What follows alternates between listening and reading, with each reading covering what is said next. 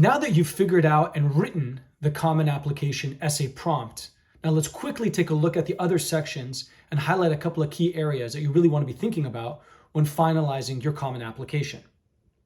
Now, one of the critical sections of the Common Application is the activities section, right?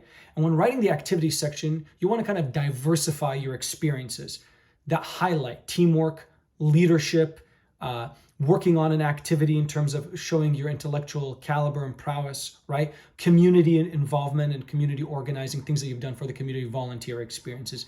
Diversify it. Don't kind of make them all academic or all leadership or all sports, but really showcase all the different aspects of who you are, because this section, the activities section, is really going to be the catch-all that captures everything that you've done while you're in high school, right? So make sure you diversify it. And since it's only 150 characters for each activity, make sure that you don't just put the responsibility, but the accomplishments, right? The results of what you did. And if you can quantify them, even better, right? And that's a good habit to get into, because when you write and draft your personal CV or resume for academic purposes and so forth, you do want to kind of showcase not just what you did, but the results of what you did and how that impacted the organization or the group or the people involved, your team members. Another key part of the Common Application that's often overlooked is the additional information section that goes into the writing component. And it's 650 words. So they're giving you a lot of space. This is a great opportunity to use that space like an addendum to really describe an extenuating circumstance that you have in your application.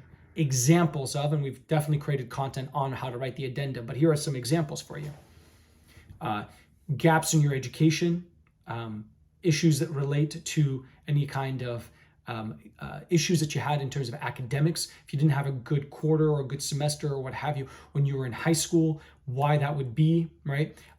If you didn't do well in the SATs and you really want to highlight that to the school, or your ACTs or SAT 2s, if you had problems with anything really academic, anything that was really disciplinary and so forth, I think there's a section on that you can include that in. But here's really kind of a place where you want to showcase any extenuating circumstances you do not want to include in your essay prompt or in your activities section or other parts of the application, right?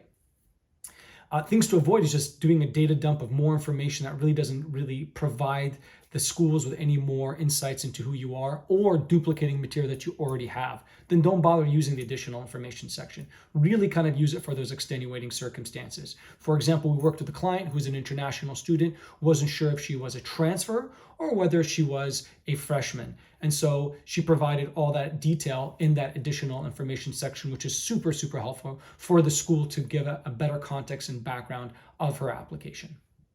Now, something else I want you to be wary of is, when do you submit the Common Application? Now, it opens up in August 1st, but you could be preparing for it well in advance, especially that a lot of the Common Application is similar to previous years, right? So you could pretty much take a look at it and get a sense of what they're going to expect and start amassing all that material about your family, your education, awards, the activities section, the additional information, and even starting to tackle the essay prompts. Now, it opens on August 1st, but if you end up submitting it way end of December, January, like right at the deadline, right when it's due, you're going to get yourself in trouble. Oftentimes the system breaks down. They can't upload the information. Something happens along the way. It's around the holiday season. You can't call anybody if there's an issue. So make sure to submit it ahead of time. And that's important for a number of reasons. Not only do you submitting it early goes to the different schools, and then you can start working on the supplemental essays immediately, which a lot of schools are rolling admission anyway. It also kind of frees up your time to focus on your academics, right? So that you can focus on your academics, don't drop the ball, get it done around, August, September, latest October, get it out there. So then you can kind of focus on the other supplemental questions and then still have time to focus on your academics. Rushing to the end will really jeopardize what is going to be one of the more meaningful decisions for the rest of your life. And then finally, another quick note: how much does the Common Application cost? Well, it's free. But in the end of the day, 48% of schools that are part of the Common Application do not require a fee for applying. That being said, some schools do. Obviously, the majority still do. But what you can do is you can email the university itself, each one of them, right? And ask them for a fee waiver, telling them about your financial circumstances. And oftentimes, making that effort will allow the university to see that you really have an issue and most likely will waive that application fee.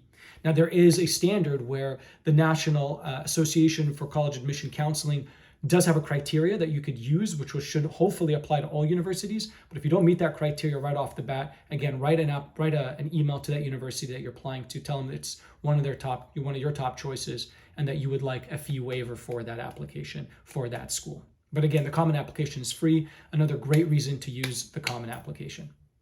Well, I hope you found this useful and get you on the right track to success. If you have any questions or comments for us, please post them below. We'll do our best to get back to you with further resources. Subscribe to our channel and make sure to check out all the videos involved in this series on the Common Application to really get a holistic picture and really ace that application process.